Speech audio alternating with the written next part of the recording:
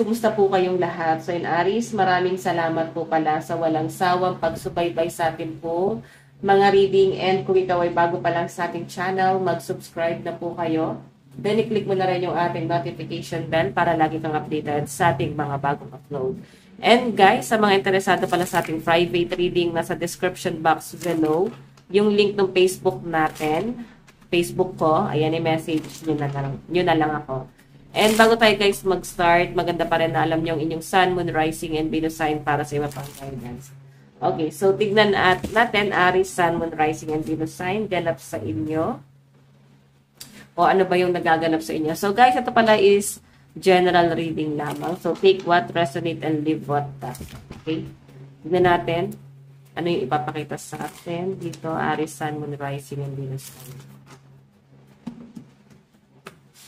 Aries, Sun, Moon, Rising, and Venus sign. Aries.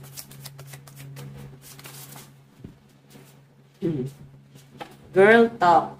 So, may nakikita ako sa inyo, Aries. Ayan, pwedeng meron ka nakilala, someone na pwedeng malapit sa mga friends mo, or parang nireto, no? Kung makikita nyo, guys, nandito yung abundance. So, nakikita ko rin sa inyo, guys, na may mga bagay na hindi mo masyadong ino-open kasi ayaw mo siyang ma-disappoint, no? Ayaw mo siyang ma-turn off. So, I think parang talagang na-fall ka na dito sa taong to. And guys, may mga bagay na yung pinapakita kasi sa akin dito, I think hirap ka na i-express yung feelings mo dito sa taong to kasi ayaw mo iba yung isipin niya pagdating sa inyo. Kasi tingnan mo, Mask, hindi ka masyado nagpapakatotoo dito sa connection yung dalawa. Okay? Hindi ka masyado nagpapakatotoo. Kasi, siguro, ayaw mo siyang ma-turn off. Okay? Pero sabi nila, pag nagpakatotoo ka, doon mo malalaman kung talagang gusto ka eh. Titignan natin. Aries, Sun, Moon, Rising, and Venus sign. Okay, ano pa ipapakita rito? Aries, Sun, Moon, Rising, and Venus sign. Meron tayong addiction. So, yung iba sa inyo, pwedeng dumanas ka ng hindi maganda pagdating sa love life mo. Nakikita ko dito, Aries, pwedeng yung person na past person mo, grabe yung ginawa sa inyo. Betrayal, ang daming panloloko, niloko ka, nag-cheat etong taong to. And nahirapan ka kasi naging mundo mo siya eh, no? Nandun sa point na nahirapan ka kasi ginawa mo yung lahat para lang dito sa relasyon yung dalawa. Like, ang dami mong nilimit, no? Pwede mga friends, pwede yung mga kasiyahan na nagpapasaya sa inyo guys. Sobrang nilimit mo yon para lang dito sa taong to. Okay? Kumbaga, parang siya yung naging mundo mo. Okay? Nag-focus ka dito sa relationship na to. Hanggang sa parang nakalimutan mo na hindi ka na pala nagiging masaya dito sa connection na to. So, yung nangyayari dito, guys, hindi pa rin naging sapat, no? Kumbaga, ginawa mo yung lahat para dito sa connection na to. Pero hindi siya, guys, naging sapat.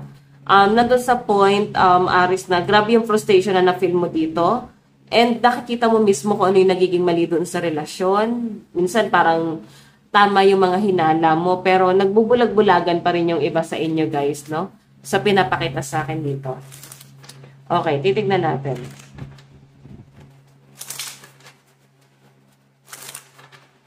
Aries, Sun, Moon, Rising, and Venus sign. Aries, Sun, Moon, Rising, and Venus sign. Ano pa yung ipapakita sa inyo?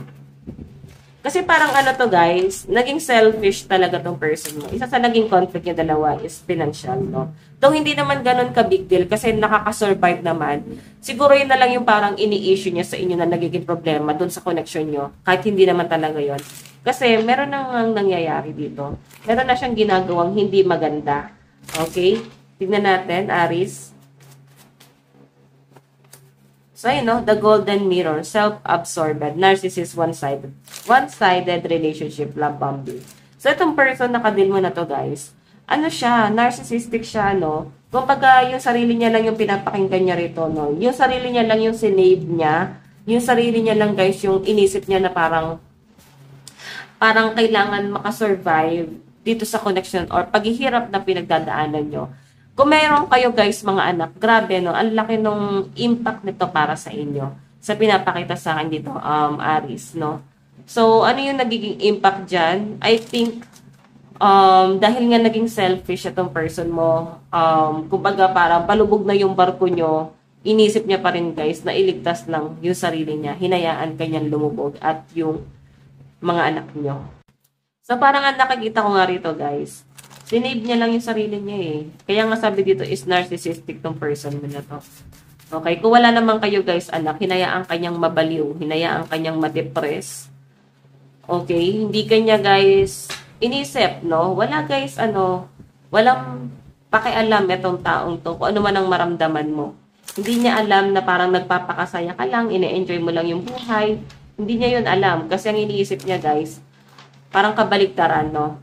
Ay, iniisip niya lang dito, sarili mo lang na parang nagpapakasaya ka, ginagawa mo yung bagay na gusto mo, parang hindi yan ang buhay na pwedeng pangarap maging asawa, parang ganun yung nakikita niya sa inyo. Pero sa totoo lang guys, mas nakikita mo pa nga na wala siyang plano eh, sa buhay pag-aasawa eh. Diba? So, titignan natin. Meron tayong stab in the back, heartbreak, pain, separation, deception, shocking attack. So, ayan, since nagkaroon na nga guys ng hiwalayan dito, dito na nagsimula yung parang hindi mo na alam ano yung parang saan ka hahakbang, no? Hindi mo na alam kung ano yung mga next step mo kasi nawalan ka ng direksyon, nawalan ka ng pangarap, nawalan ka ng gustong mangyari, no? And hindi ka na motivate sa kung ano yung gusto mong mangyari talaga. And parang nabura lahat yon. Yun yung pinapakita sa akin dyan. Okay, katayo guys ng card. Ano pa yung ipapakita nito? Aries.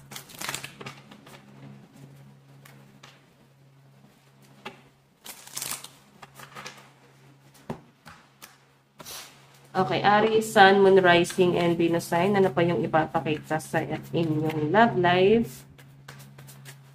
Meron tayong, ayan, may dumating sa buhay mo, may darating sa buhay mo. May nakikita ko dito new person na mag-aalok ng cup of love sa inyo. And once na makita ng person mo na nakakabangon ka at parang hindi ka na broken hearted. Kasi ang intention kasi ng person na yon na sumira sa'yo is masaktan ka. Parang matauhan ka. Parang binibigyan kanya ng leksyon. Pero sa halip na mabigyan kanya guys ng leksyon, nanawa ka. So, yung pinapakita sa akin dito, guys, hindi huminto yung mundo mo doon, no? And, ayan, meron ditong person na darating sa buhay mo at mukhang sincere itong taong to. Kung makita mo, meron siyang offer dyan na cup of love. Okay? So, tama yun. Wag mong ihinto yung buhay mo doon sa taong nanira sa inyo. And sobrang selfish nung taong yan. Kung wala naman, guys, cheating na nangyari, pwedeng ang naging hadlang dito is pwedeng yung family niya, pwedeng masyado siya, guys, masyado siyang plastic, like, sinisira niya nga yung pamilya niya eh, no? Sinisiraan niya nga sa inyo yung mga kamag-anak niya, pamilya niya, pero, ang lumalabas, siya pa yung mabait, no? Siya pa yung pinaniniwalaan. Ikaw parang nananahimik ka lang dito, or kung hindi man guys, pwede mga kaibigan niya, marami siyang paninira, then ikaw parang nananahimik ka lang dito, Aries, no? And, yes, naiinis ka sa pagiging bitter nitong tao ngayon, itong person na sumira sa inyo dahil meron ka ng ibang ine-entertain, no? Napaka-selfish niya, sa totoo lang. Tignan pa natin, Aries, meron tayong Knight of Pentacles. Mabagal kasi siya eh, wala kang nakikitang assurance dito sa taong to. Okay. Parang wala siyang magiging silbi sa buhay mo kung patatagalin mo pa. Ganun yung pinapakita sa akin. And meron tayong yes. May tsura ka. Madami magkakagusto sa inyo, guys. Okay? Hindi mo kailangan magtiis dito sa ganitong klase ng relasyon. Ang kailangan mo rito, mag-move forward. Kalimutan yung taong yan. Kasi, pinapakita sa akin, once na makita niya na meron ka ng ibang ine-entertain, doon niya marirealize na gusto niya bumalik sa buhay mo. Parang hindi niya matanggap na nagawa mo yun kasi sa tingin niya, wala nang tatanggap sa inyo, wala nang magmamahal sa inyo. Yun yung lagi niya tinatatak sa sarili niya, wala nang tatanggap, wala nang magmamahal sa inyo kasi ganyan ka lang klase ng tao. No? Masyado kang dinidegrade nitong taong to. Ngayon ipinamukha niyo sa kanya na hindi, mali siya. And I think maganda yung nangyayari sa buhay mo ngayon, Aries. Kasama tong new person na to. Or, in the near future, pwedeng meron ka makikilala talaga na someone yun na bubuo sa inyo And once na dumating yan, guys, grabe, malaking sampal to sa person mo. Okay, so meron tayong, ayan no, gusto pa rin niya guys bumalik. Gusto niya pa rin guys mag-offer ng cup of love. Pero, nakatingin ka sa three of Cups. Nakatingin ka dun sa mga disappointment. Nakatingin ka dun sa mga bagay na hindi mo naging nagustuhan nung nagsasama pa kayo nitong taong to. And, naiisip mo na parang, ay, walang mangyayari kung sakaling kung aayusin mo pa rin, settle mo pa rin. Parang wala na guys patutunguhan. So, I think nandun ka na sa point na let go mo na lang talaga tong taong to. So, tignan natin guys yung love advice para sa inyo. Love advice. Meron tayong very soon. So, ayan, sa mga single dito guys, soon, meron daw paparating sa inyo. No? So, malapit na to. Children. So, parang may heal yung inner child mo dito sa taong paparating sa inyo. Okay, i-heal ka nitong taong to. Worth waiting for, so huwag ka magmadali kung saan darating sa inyo. Okay? Meron tayong, it is safe for you to love. So, medyo guarded ka na lang. Yun lang yung magiging problema mo. Masyado ka ng guarded and meticulous pagdating sa pagpili talaga. Yan yung pinapakita dyan. Okay? So, message ng person na kadil mo. I'm so attracted to you. I want to tell you how I feel and I am becoming a better person. So, in Aries, ito lang po ang inyong reading. Maraming salamat. God bless and love. Bye-bye.